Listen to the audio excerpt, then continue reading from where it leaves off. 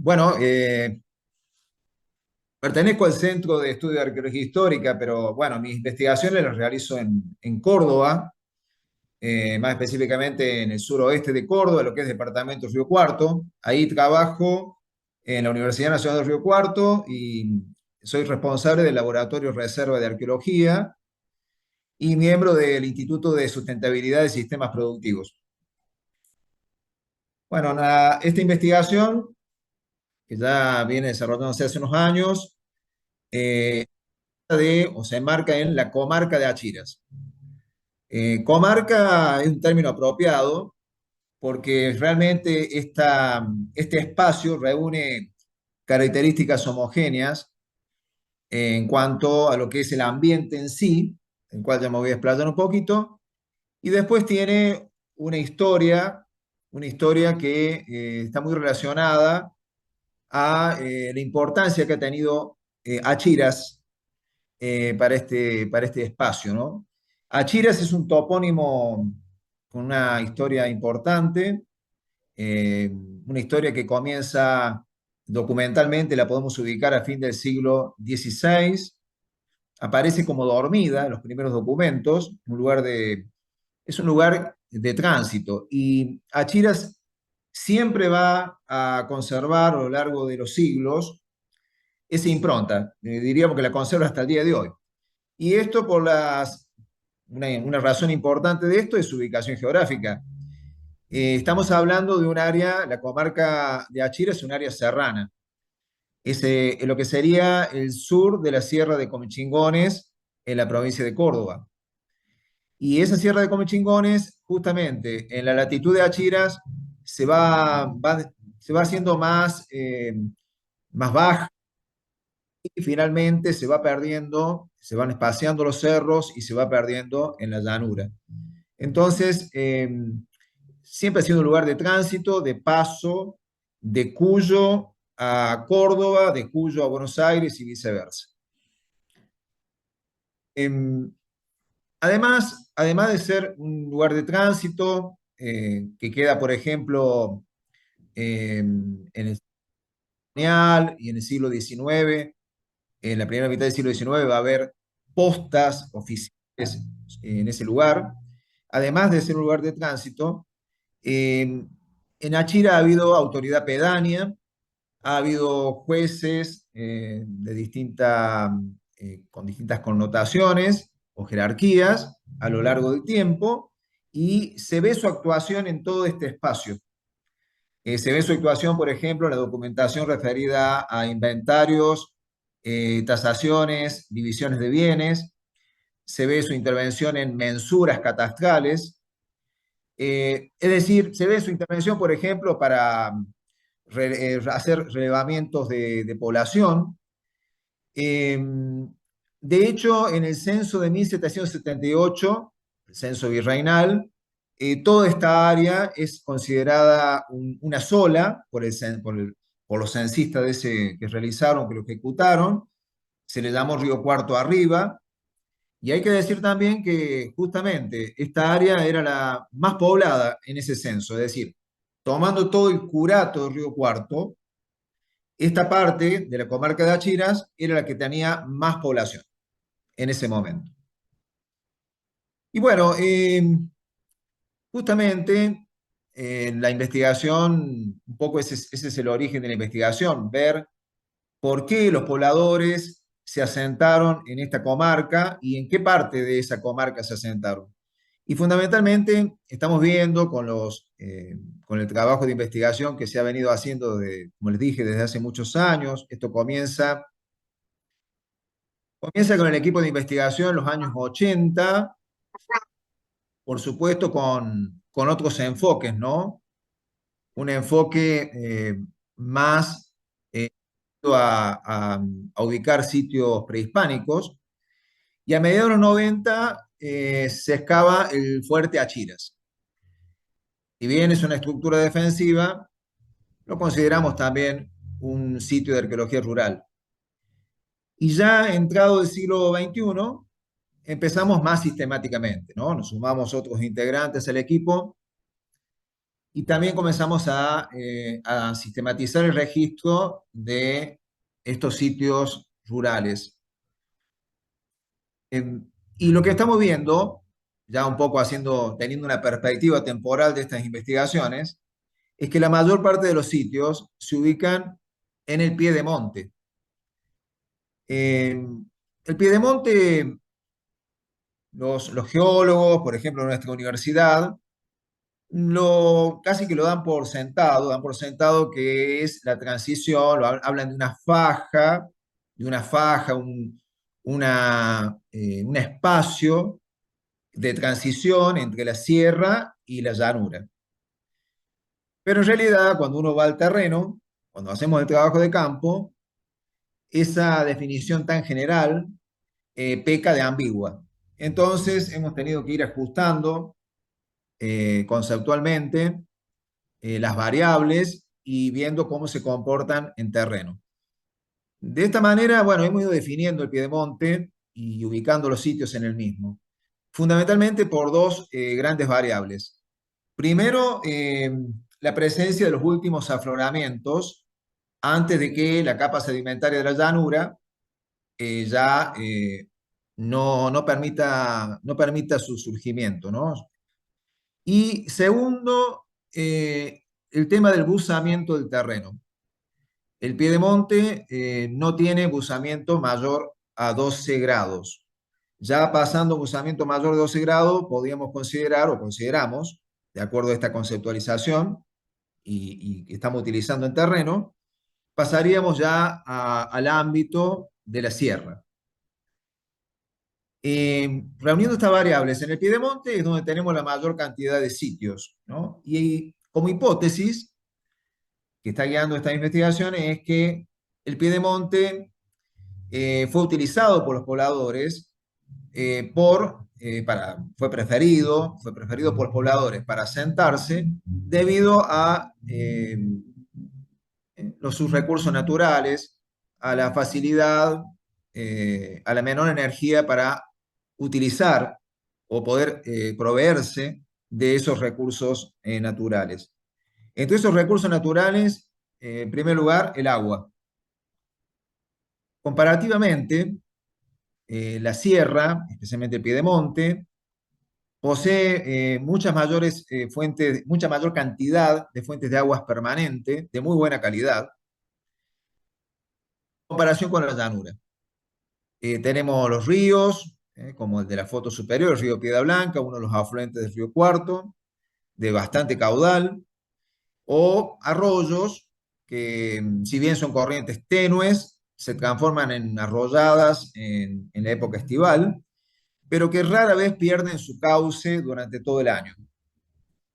A pesar de ciclos de sequía, que sabemos porque esta es una zona semiárida, y sabemos también las oscilaciones climáticas que, bueno, están cada vez más estudiadas, a pesar de ello, estos arroyos, que se ubican especialmente al sur de la cuenca del río Cuarto, rara vez pierden su caudal.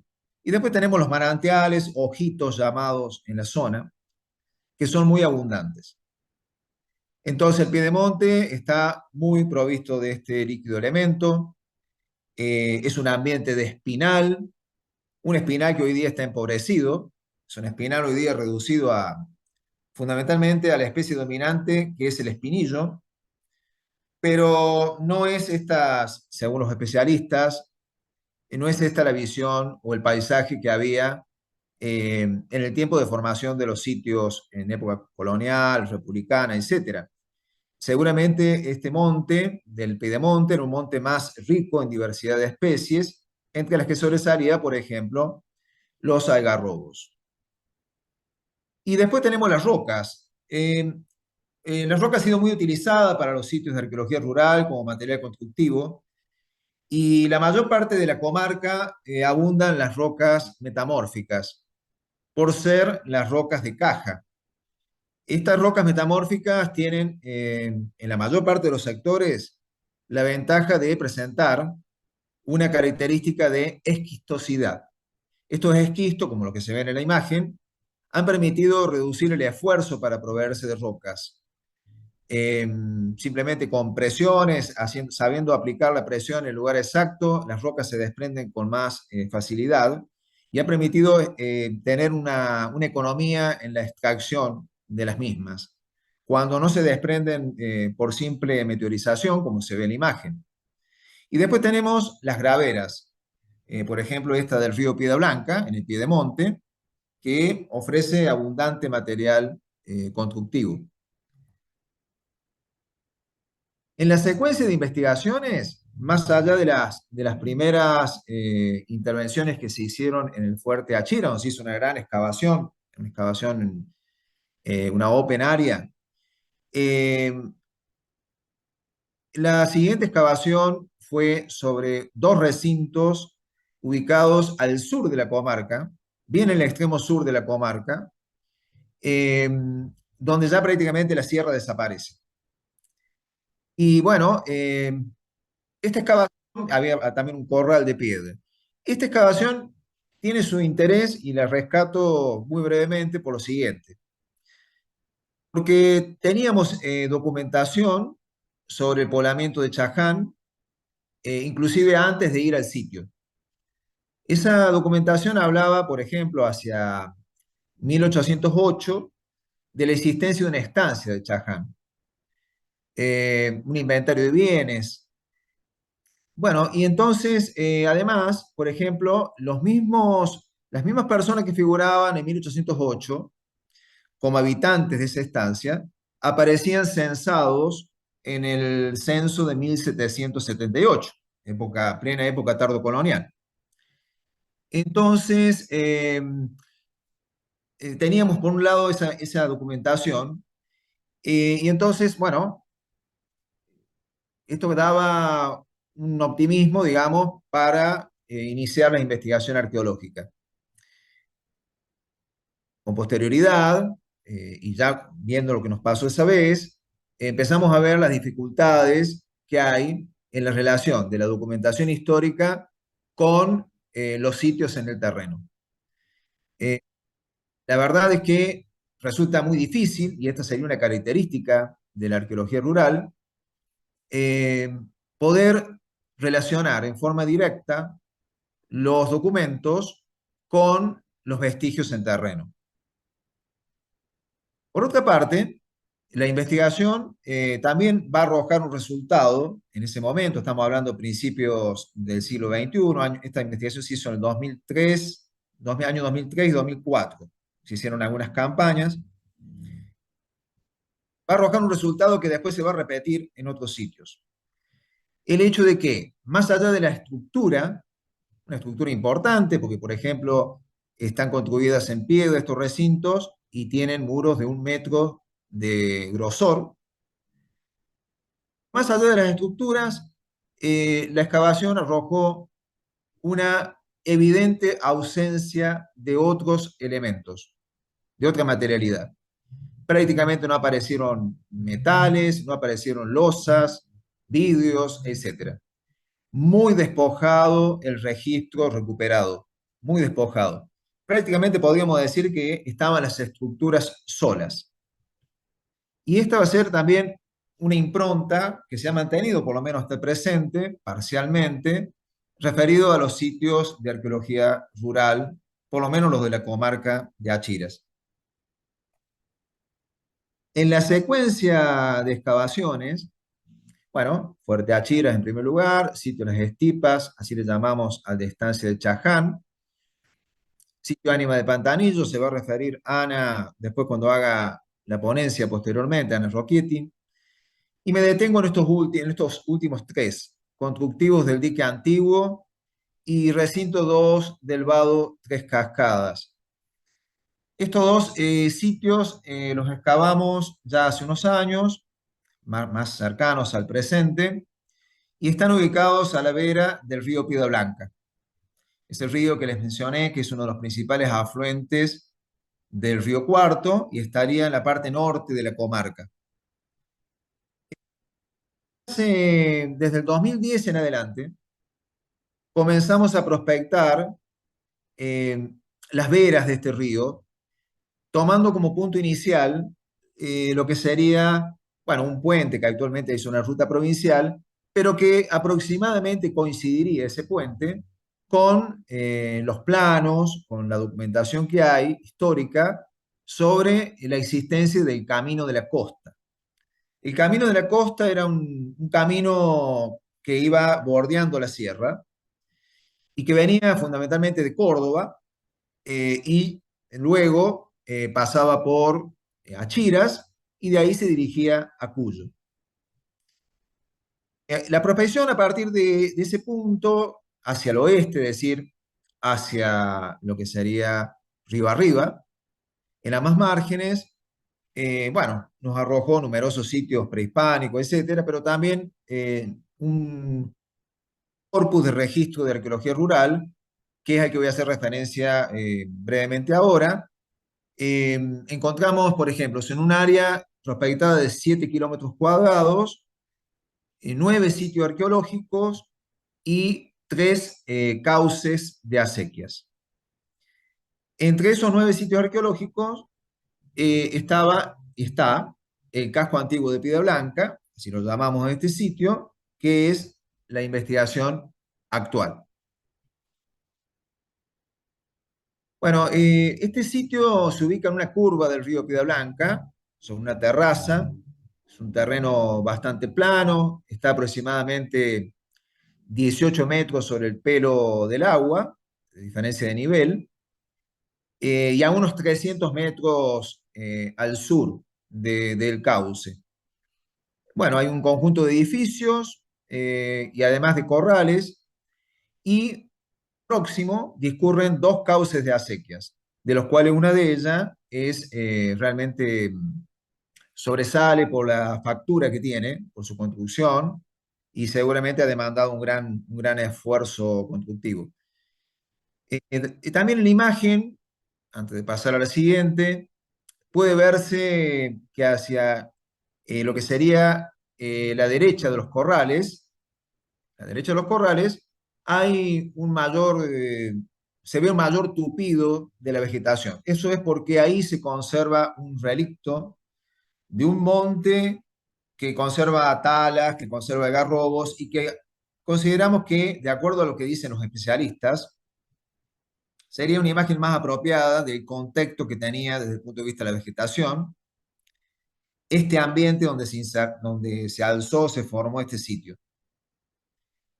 Y antes de pasar a la imagen siguiente, mostrarles que en el extremo inferior, a la derecha, en el extremo inferior, se puede ver el desmonte que hay muy próximo al sitio en sí. El edificio, el edificio 4 es el edificio que ha sido intervenido más recientemente, en la segunda mitad del siglo XX. Ahí tenemos referencia los actuales propietarios de la estancia. eh, Reutilizaron esta estructura para vivienda de peones hasta 1989.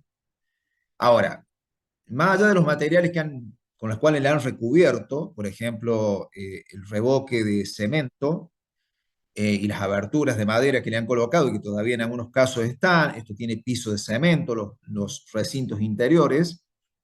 Más allá de eso, la estructura en sí de este edificio coincide con la del edificio 3, que la voy a mostrar, y con la del edificio 1, que también ya me voy a referir. Es decir, que podríamos estar diciendo que estos tres edificios, el 4, el 3 y el 1, pertenecen al mismo momento o se formaron en el mismo momento, porque tienen la misma técnica constructiva y se han utilizado los mismos materiales. En el 2010. Hoy está, lamentablemente, mucho más derruido. Básicamente, estos edificios que mencioné en último término están construidos con un cimiento de piedra, con un arranque de pared o muro de piedra de 50 centímetros de grosor, y finalmente, por encima, la pared portante toda construida con ladrillos de adobe. Y este es el edificio 1. Que, bueno, cuando llegamos por primera vez al sitio, nos llamó la atención la envergadura y la verdad que como hipótesis y teniendo en la cabeza que en el paraje Piedra Blanca había algunas existencias de algunas referencias documentales que hablaban de un oratorio en el paraje Piedra Blanca. Cuando llegamos por primera vez a este sitio, pensamos que este edificio podía ser tranquilamente el oratorio, ¿no? Así lo pensamos en un tiempo y bueno, y lo hemos mantenido, digamos, en el tiempo, aunque hasta ahora no tiene ninguna confirmación al respecto. Es más, todo indicaría que no lo ha sido. Si vamos a guiarnos por lo que tenemos como evidencia hasta ahora, con las excavaciones que hemos hecho y el estudio que hemos hecho, no lo sería. No lo sería. Esta es una imagen interna de cómo se encontraba el edificio en aquel momento. Acá podemos ver que todavía esa parte que se ve como en forma de arco, se estaba sosteniendo a duras penas.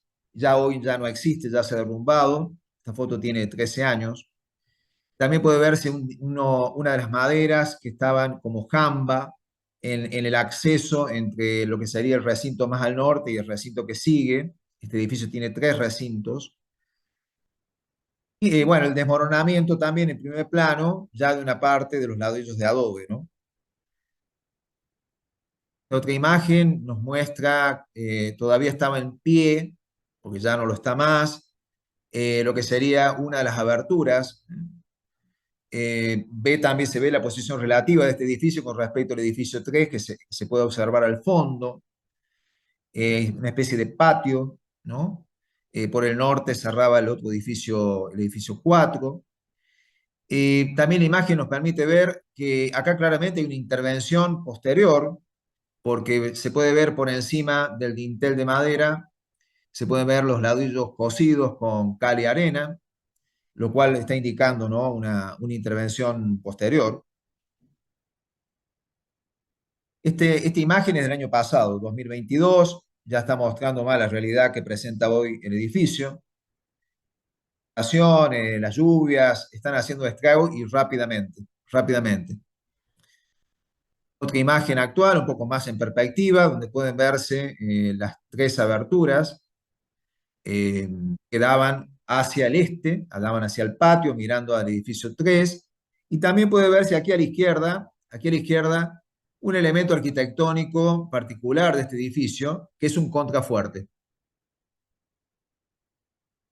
Y esta es una foto del 2010, la mayor integridad que hemos visto, la mejor foto que tenemos de integridad de este edificio, donde podemos ver la altura total, que en ese momento era de 4 metros 35 sobre el nivel de superficie actual. Seguramente esto tenía techo a un agua con caída hacia el oeste. Puede verse que todavía mantiene la segunda abertura, la abertura del segundo recinto. Puede verse que todavía se mantiene la parte superior, que ya hoy ha desaparecido. Y también, no sé si se alcanzará a ver en la foto, donde se incrustaba, donde estaban apoyados los tirantes que oficiaban de estructura de madera para sostener toda una galería que corría a lo largo de este frente, de esta fachada, y de las cuales hemos encontrado los pisos. Bueno, y algunos detalles. El contrafuerte es singular porque es el único edificio de todos los registros de arqueología rural de la comarca que hemos encontrado que posea un contrafuerte. Este contrafuerte está ubicado, es uno solo, el edificio tiene uno solo y está ubicado en la parte, el lateral sur. Bueno, contrafuertes hay en la región de otros edificios históricos, como la Capilla de Tegua, pero está ubicado en otra zona, y bueno, hice un edificio es realmente una capilla que está en pie y tiene varios contrafuertes, pero un edificio como este, ubicado en un sitio rural, con otras viviendas, donde nada demuestra que ha sido capilla oratoria hasta ahora, bueno, es realmente un elemento singular arquitectónico. Y la imagen en el costado es lo que se veía en un principio del arranque de pared construido en piedra, que bueno, eso es lo que se podía permitir ver a simple vista y luego con las intervenciones que hemos hecho hemos podido ir aclarando la técnica constructiva de este edificio, que en realidad, ¿no?, es la misma técnica de los tres edificios que mencioné. Aquí vemos, bueno, la excavación, hemos excavado y esto lo estamos haciendo ahora, es muy reciente, hemos excavado el recinto uno de este edificio uno, que sería el de mayor envergadura. Hemos abierto hasta ahora 4 cuadrículas de 1,5 metros por 1,5 metros. En la profundización que se puede observar en la imagen, bueno, vamos aclarando lo que sería la estratigrafía, ¿no? Y claramente se pueden ver distintos momentos o intervenciones en el paso del tiempo sobre este edificio. Bueno, primero, por ejemplo, pudimos comprobar que el cimiento y el comienzo de la pared de piedra tienen 1,10 m de altura. Están hechas con la piedra que abunda en la región, la roca de caja, la piedra fundamentalmente son gneiss, y hay intercalados algunos bloques rodados que seguramente han sido sacados del río, pero son los de menor cantidad. Eh, Posteriormente por encima se eleva la pared hecha con adobe. Las paredes, tanto la pared de piedra como la de adobe miden 50 centímetros de espesor. Otra cosa que podemos ver en esta foto es la sucesión estratigráfica, que en esta otra imagen se puede observar un poquito mejor. Hemos determinado que el piso original de la construcción es un consolidado de tierra, ese consolidado que se forma por el simple tránsito y barrido, de aproximadamente 15 centímetros de espesor. Por encima de ese lado se ha dispuesto un contrapiso de ladrillos cocidos, fragmentados con cal, que actuaron de contrapiso de una capa de piedras lajas, que son también gneiss del lugar, ¿no? Extraídos del lugar. Y por encima de esa capa de gneiss, de esa capa, perdón, sí, de gneiss, de rocas, que sería la letra F, ¿eh?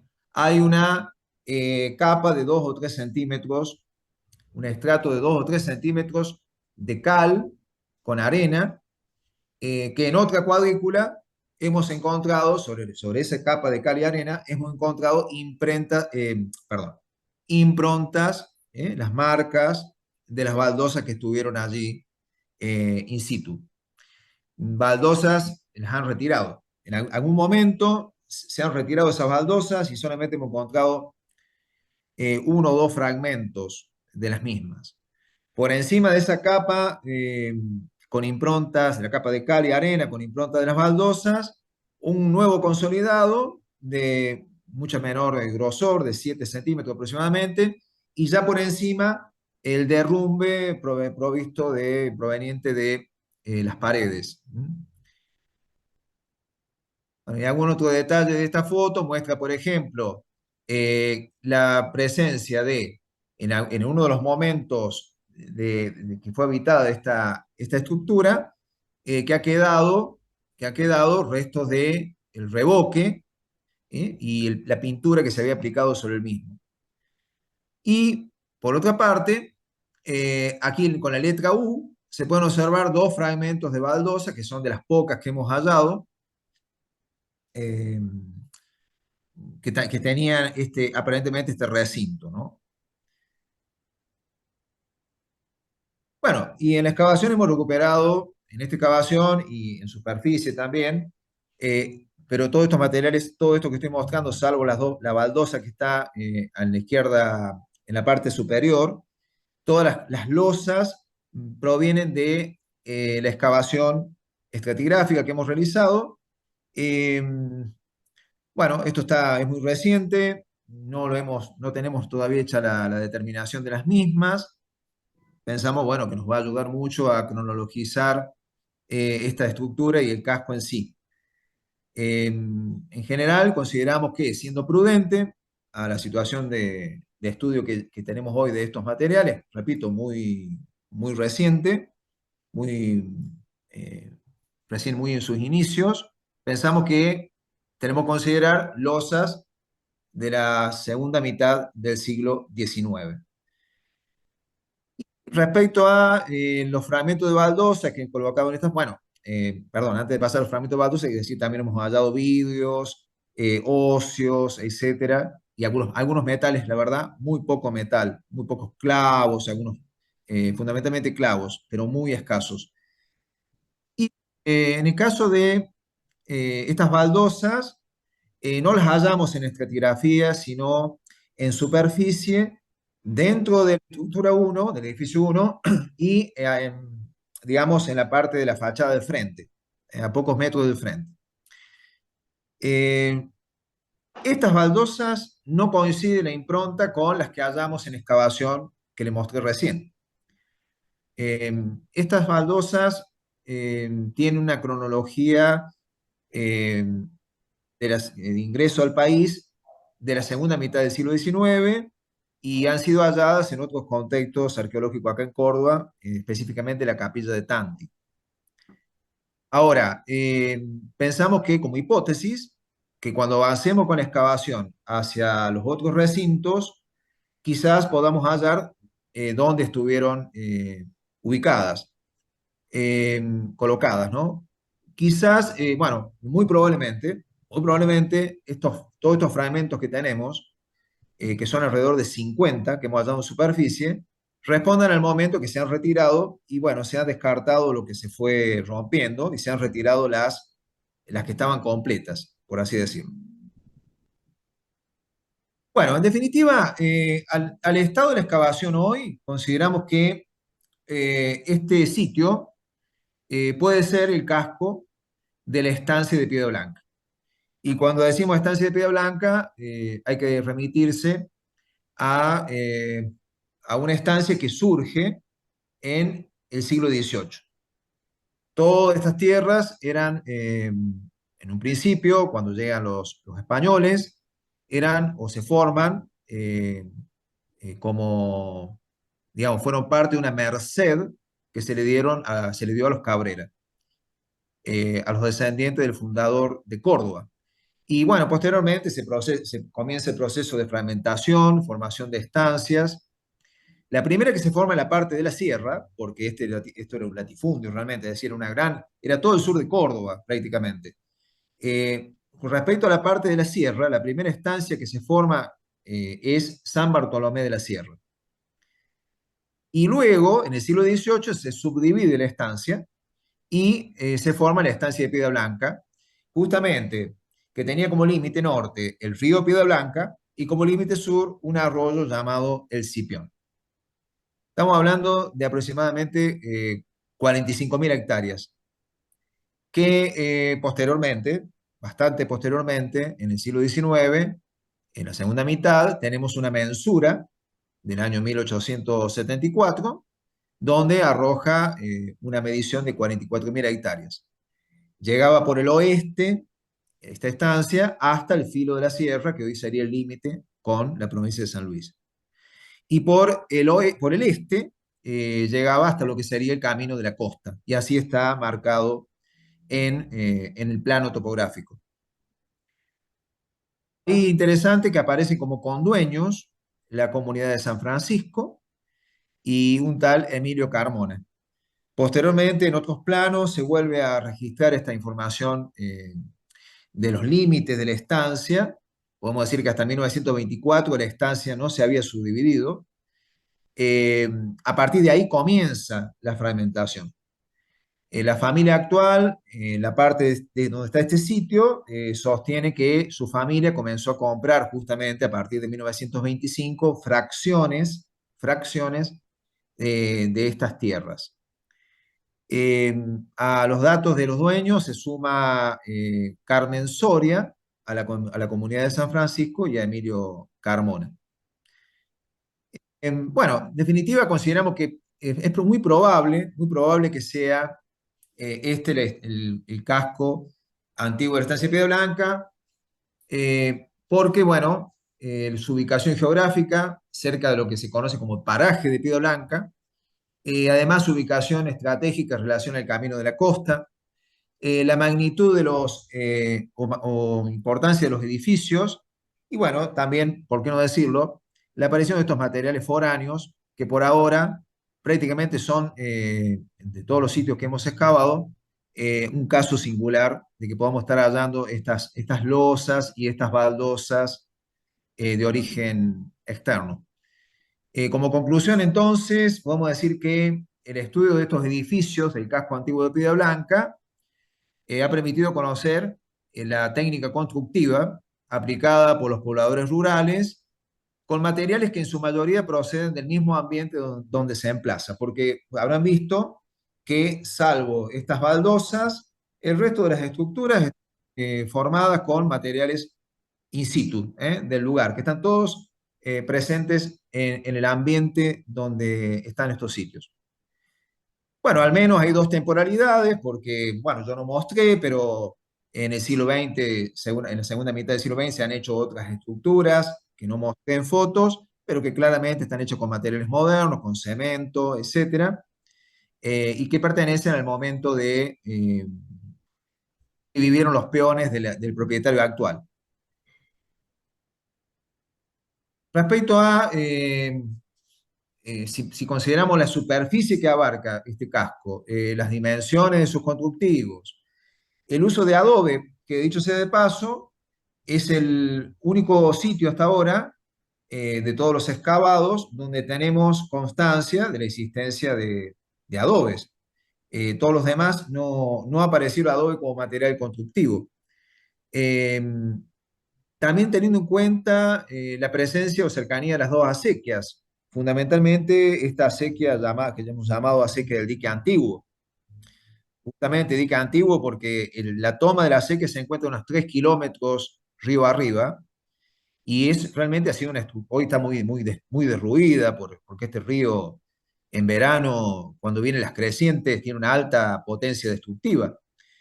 Pero asimismo, todavía se puede observar el tamaño que ha tenido ese dique, que es como la palabra que utilizan los lugareños. Bueno, ha tenido una construcción muy importante. Ahí, en toda la trama de esa acequia no se observa ningún material moderno, por así decirlo. Es todo material constructivo del lugar, mucha excavación, muchos refuerzos con piedra en los lugares donde tienen que hacer las curvas, para salvar el nivel, etcétera. Realmente ha demandado un gran esfuerzo, ¿no? Y también, bueno, la presencia de materiales de origen foráneo, todo esto, todo este conjunto de evidencias nos permite sostener que este sitio realmente tiene una diferencia respecto a los demás que hemos hallado en este sector prospectado del río Piedra Blanca. Esta diferenciación nos permite sostener que habría dos tipos de ruralidad, la del casco y la de los ranchos. Sin embargo, con la perspectiva que nos da ya más de 20 años, 25 años de estar indagando, investigando, excavando, registrando estos sitios de arqueología rural, podemos decir que en general, tienen un mismo género de vida. Y ese género de vida estuvo caracterizado por la austeridad. Y hay algo también muy notable, el aprovechamiento intensivo de los recursos que brindó el Piedemonte. Es decir, que podemos tener aquí, seguramente en este casco, en algún momento poder haber estado habitado por eh, personas que pertenecían o que tenían algún estatus social diferenciado respecto a la mayoría de la población rural. Pero sin embargo, la austeridad ha sido evidente y el género de vida no se diferenció demasiado en esta comarca. Bueno, muchas gracias y quedo abierto a sus preguntas.